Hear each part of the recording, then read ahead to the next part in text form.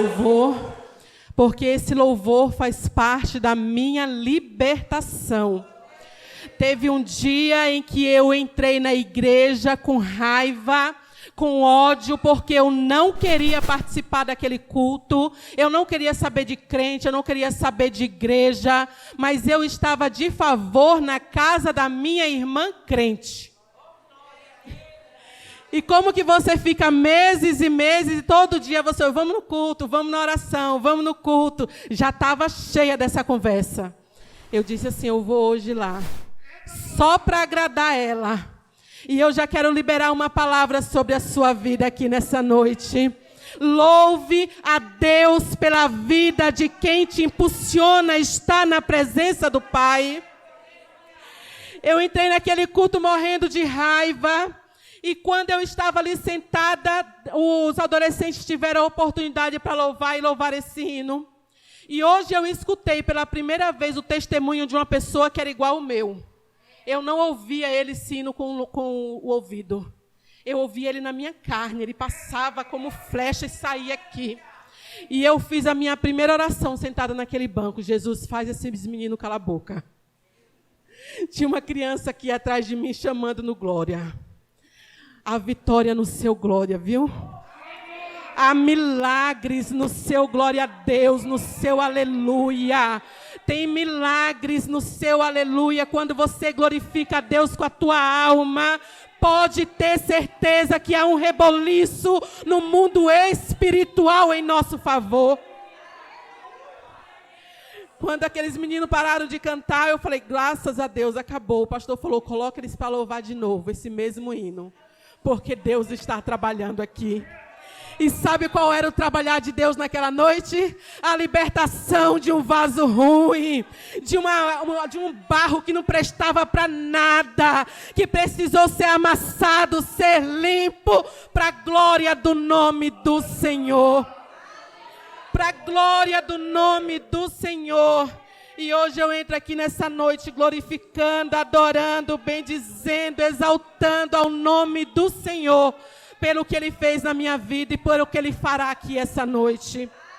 Abra sua Bíblia no livro de 2 Reis, uma palavra bem conhecida da igreja. E quem já me viu pregar sabe que eu gosto de quando a palavra é conhecida da igreja. 2 Reis, capítulo 4.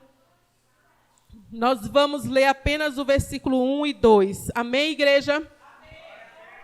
Já vou lendo aqui para me adiantar, mas você acha aí e lê também. E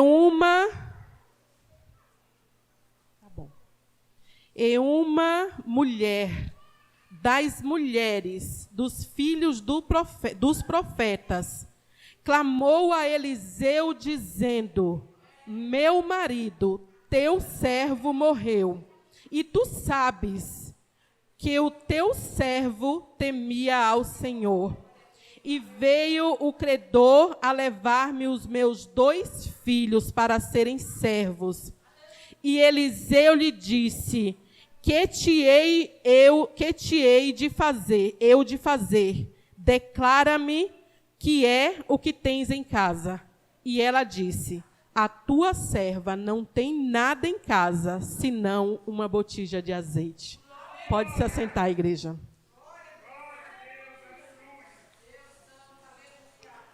A Bíblia diz, quando eu vou pregar uma palavra, eu gosto de estudar o contexto dessa palavra, o antes, né? Mas, estudando essa palavra, eu percebi que essa mulher, ela não era nem para estar citada aqui na Bíblia. Essa mulher era para ser uma mulher comum, como uma das mulheres. Está escrito que ela era uma das mulheres. Então, isso me faz entender que havia ali, naquele contexto, outras mulheres vivendo a mesma coisa que ela estava vivendo. As mulheres dos profetas estavam chorando e vendo seus filhos serem levados escravos. Se você for analisar, você não vai encontrar a história dessa mulher em outro lugar. Você não vai encontrar uma ligação dela com outro personagem. Alguns historiadores dizem que, houve um profeta que guardava nos tempos de Elias, que guardou, sustentou a pão, que talvez seria o esposo dela. Talvez seria. Mas o que eu tenho por certo é que essa daqui era uma mulher que tinha na sua mão uma chave de vitória. Uma chave que abria portas do sobrenatural. Ela chega para o profeta e ela diz para o profeta que o marido dela era servo. E essa era a chave do sobrenatural na vida daquela mulher.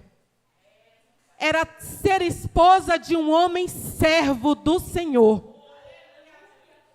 Hoje em dia, ser servo já não faz muita diferença. A gente está acostumada a vir na igreja, a gente se acostumou a vir na igreja para reclamar. A gente reclama do louvor, a gente reclama da oportunidade, a gente reclama da irmã, a gente reclama do pastor. Mas o ser servo, quando a gente entra por essas portas, o servo já sabe que o seu Senhor está ali. E você não vem aqui para ser servido, você vem aqui para servir. E eu já tenho uma palavra para liberar para a sua vida aqui nessa noite. Tudo que Deus colocar na sua mão, faça com amor, com cuidado, com zelo. Porque o nosso Deus, Ele é galardoador daqueles que o servem com fidelidade.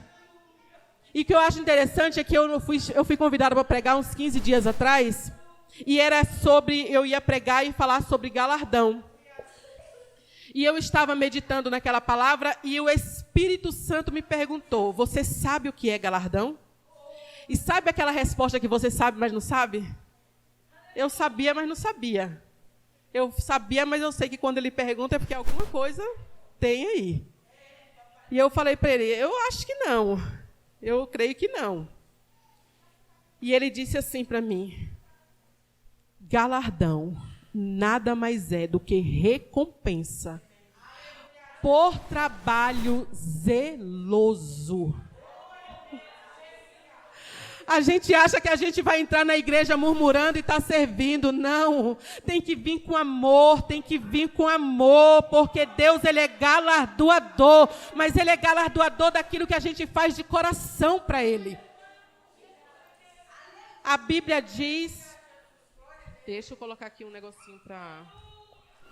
A Bíblia diz que essa mulher, ao chegar diante do homem de Deus, e expor a ele o que estava acontecendo com ela, eu imagino que essa mulher, ela queria apenas uma direção.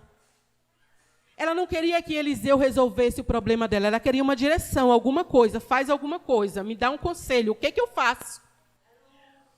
Mas, como eu disse, aquela mulher chegou na presença do homem de Deus com uma chave de vitória nas suas mãos. E sabe o que eu acho lindo? É que ela diz para ele, o meu marido teu serve, tu sabe. E como que é bom alguém testificar de você, sem você estar perto, e dizer, é uma mulher de Deus, é um homem de Deus. Alguém pode até olhar e falar, você viu fulana, não gostei. Você acha, não mulher, não fale. É mulher de Deus, é mulher que tem intimidade com o mestre, é um homem que ora, é um homem que se apresenta diante do Senhor e Deus faz maravilhas. Eu acho lindo que essa mulher,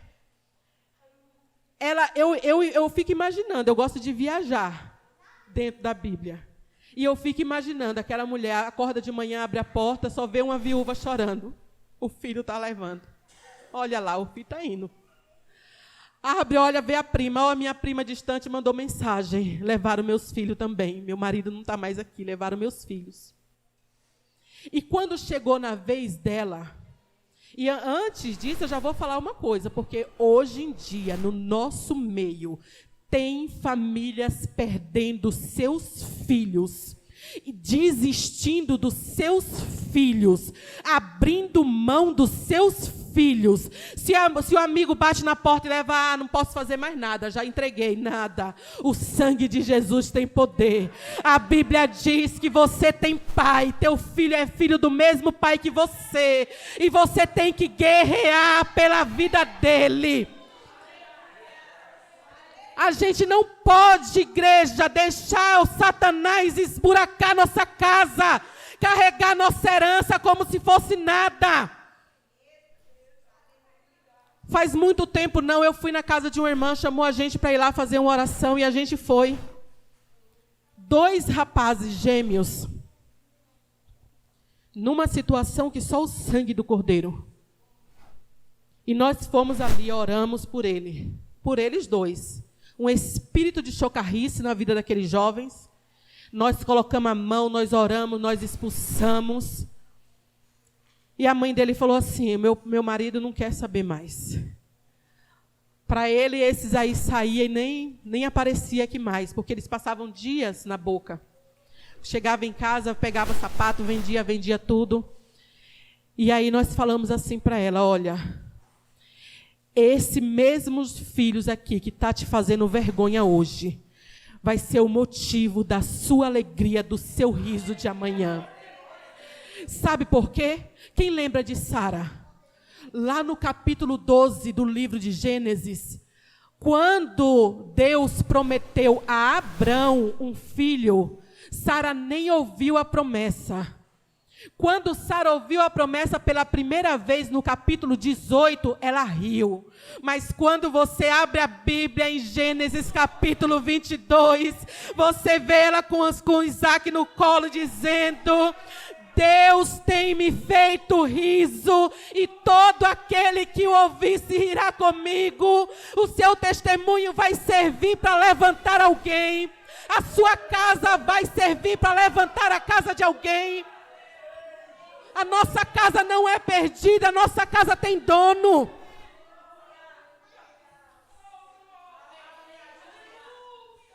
E a gente foi lá e eu falei para ela, esses 2 aqui vão ser motivo de alegria dentro dessa casa. E para a glória do nome do Senhor, no último batismo estavam os 2 lá, todo tatuado na sede. E o nome do Senhor sendo glorificado. Não abra mão da sua herança.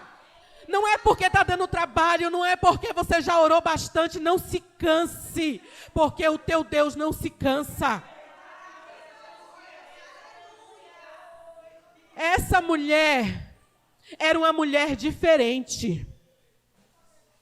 Quando ela recebeu a notícia de que os seus filhos seriam levados escravos, ela correu atrás daquele que podia fazer algo por ela. Que fosse apenas liberar uma palavra. E como a igreja atual tem sido uma igreja incrédula. Deus fala, não está bom. Deus levanta profeta, não está bom. Deus dá sonho, é pouco. Deus revela, não está bom. Ei, Jesus está voltando e você precisa se apegar num pouquinho de qualquer coisa que venha do céu. Se vem do céu, você agarra. Se vem do céu, você pega. Porque Deus tem falado comigo, é tempo de cumprimento de promessas. Você pode olhar para você mesmo e observar as promessas que Deus te fez. Ele não está fazendo promessa nova, Ele só está renovando as antigas. Porque é tempo de cumprimento de promessa no meio da igreja do Senhor. E eu não quero viver promessa para perder salvação. Se é para perder minha salvação, deixa eu na prova, Jesus, eu já falei. Me pega a peroleira, me joga no meio do deserto, me larga lá. Só não me perca de vista, Senhor. Porque se o mundo já está assim hoje, imagina depois se a igreja for arrebatada. Eu acho interessante que essa mulher, ela tinha a chave da vitória, mas ela também tinha a cópia da chave. A Bíblia diz que Eliseu olha para aquela mulher e pergunta, o que te hei de fazer? O que eu vou fazer? Porque quando você tem um problema financeiro, o que resolve é dinheiro. É ou não é? Se você tem um problema na saúde, o que resolve é a saúde. E ela estava ali falando de uma dívida, ela precisava de uma quantia. Ela não estava ali precisando de um conselho, mas ela queria se apegar a qualquer coisa que ele dissesse. Aí ela usa a cópia da chave dela. Que te hei eu de fazer? Declara. O que é que tem lá na sua casa? Aí ela pensa e diz, lá em casa não tem nada. Depois ela pensa, a tua serva. Há um mistério, igreja, no servir a Deus, viu? Enquanto eu estava meditando nessa palavra, o Senhor estava dizendo para mim, filha, quantos que eu tenho colocado no ministério infantil? Eu louvo a Deus pela vida da evangelista irmã Elia aqui nessa noite, que levantou um clamor pela vida dos jovens. Deus tem levantado o ministério infantil e parece que o ministério infantil é o mais esquecido da igreja. E as crianças estão sendo atacadas, as crianças estão sendo roubadas, a mente delas estão sendo roubada pelo inimigo. E Deus coloca alguém na frente que olha e fala, é só criança. Não, é o futuro da igreja enquanto Jesus não voltar.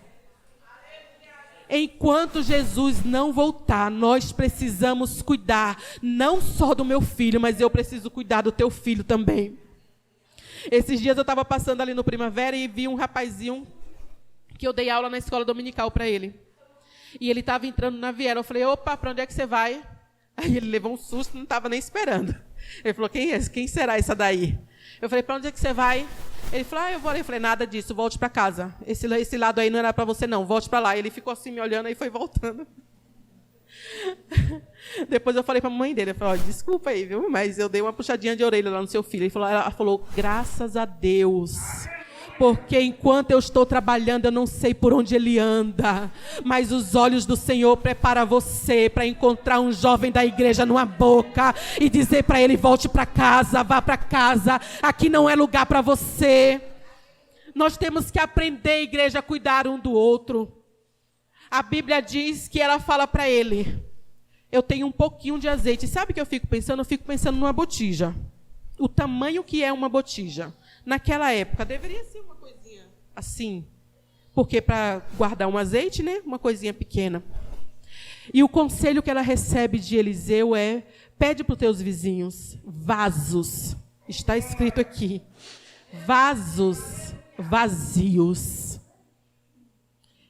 Entra para dentro da tua casa e fecha a porta sobre ti e sobre teus filhos.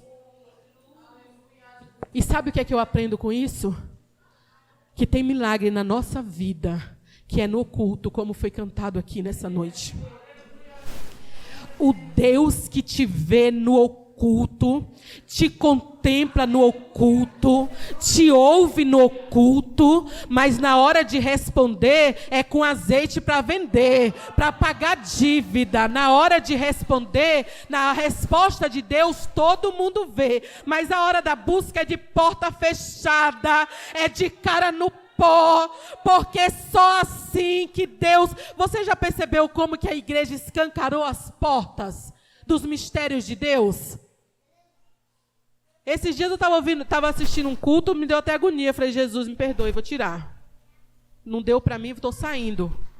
Meu Deus do céu, uma língua esquisita, um povo pula, e um pula de cá e outro pula de lá. Nada contra, eu sou pentecostal, graças a Deus, fogo puro. Se tiver que pular, eu pulo, se tiver que correr, eu corro. Mas o negócio perdeu o sentido. Você já caiu no mistério? Eu já caí. Mas no dia que eu caí no mistério, quando eu levantei com 2 rins novos. Eu caí, a irmã botou a mão em mim, eu espatacei lá no chão. Na hora que eu levantei, foi Jeová bradando, troquei seu rim, ele não vai mais te dar problema. Eu passava noites e noites chorando com dor nos rins. E na hora que eu levantei daquele chão, nunca mais, para a glória de Deus, meu rim doeu. Você já caiu no mistério? Eu já. caí no monte. A irmã veio e botou a mão na minha cabeça e eu caí. Fiquei lá inerte, sem conseguir me mexer. Mas na hora que eu levantei, ela falou, Deus está te dando um coração novo. E eu pensei assim, eu não estou precisando de coração novo. Mas se Deus está dando, eu recebo. Glória a Deus. Passou um ano, foi um ano batido. Tive um mal súbito, fui parar na Santa Casa. O médico falou, foi infarto. Foi infarte, corre daqui, toma injeção na barriga e toma injeção dali, e toma injeção de cá, e eu não aguentava mais receber tanta injeção na barriga, que eu não sabia que quem infarta recebe tanta injeção daquele negócio na barriga. Ô, bichinha que dói. Aí o médico falou assim, agora nós vamos fazer um eco, para avaliar os danos do coração. Ah, igreja, você serve a um Deus de mistério. Aí ele levou, mexeu para lá, mexeu para cá, mexeu para lá, mexeu para cá e colocou aqui, mexeu. Ele falou, seu coração parece coração de criança. Você teve qualquer coisa, menos infarto. E é isso que a igreja tem que preservar. Os mistérios de Deus no meio da igreja. No meio da igreja Deus cura. No meio da igreja Deus liberta. E nessa noite aqui Deus está tocando na mente de alguém. E está dizendo, ei, essa mente é minha. Você é meu. E nada vai te arrebatar da minha presença. Esse é o Deus que nós servimos e que nós precisamos entender. Nós precisamos entender que para viver com Deus, para andar com Deus, basta se ter disposição para servir. Para viver milagres, basta ter disposição para servir. Essa mulher viveu o que ninguém mais viveu na Bíblia. Foi única. Ela foi a única que sentou de porta fechada, um monte de vaso e um tiquinho de azeite. Aí o conselho de Eliseu era o quê? Deita. Enquanto tiver vaso, vai deitando e vai enchendo.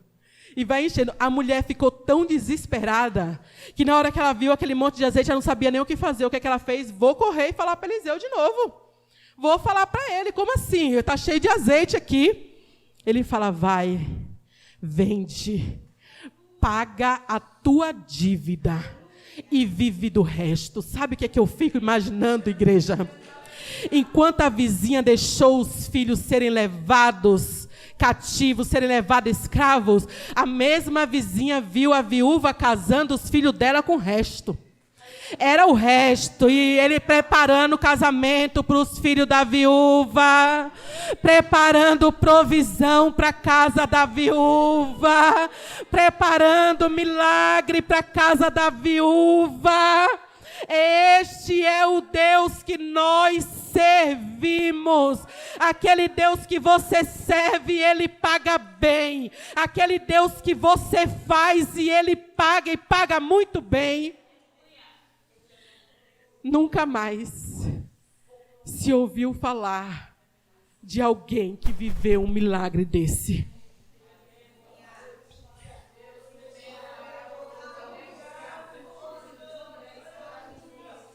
E nessa noite, o Espírito Santo, eu sinto Ele aqui.